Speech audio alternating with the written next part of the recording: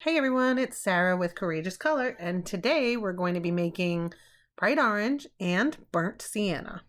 Many people know that red and yellow mix to make orange, but I want to give you the right ratio so that you can mix it consistently in case you run out or if you need it again. So we are going to mix 2 equal parts of yellow with 1 equal part of red.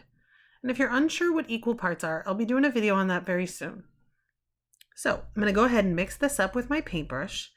And this is actually my favorite part of making new colors. In fact, many people say that mixing paint helps them calm down and feel more positive.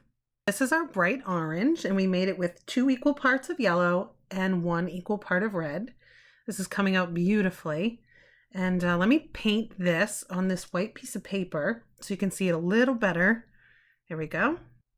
So our next step is to use this bright orange and mix 1 equal part of dark brown in order to make burnt sienna. So you could call this dark orange, but the official name is burnt sienna.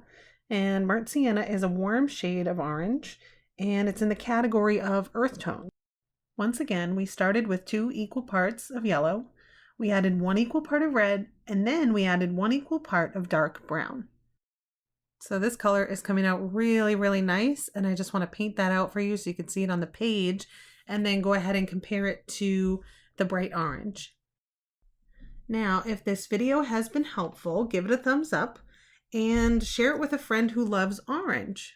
Feel free to leave a comment down below and let me know how you used this color, or leave a comment if you need mixing instructions for another color. And last but not least, thank you so much for watching. Make sure you subscribe to Courageous Color and click on the bell to get notified every time we upload a new video.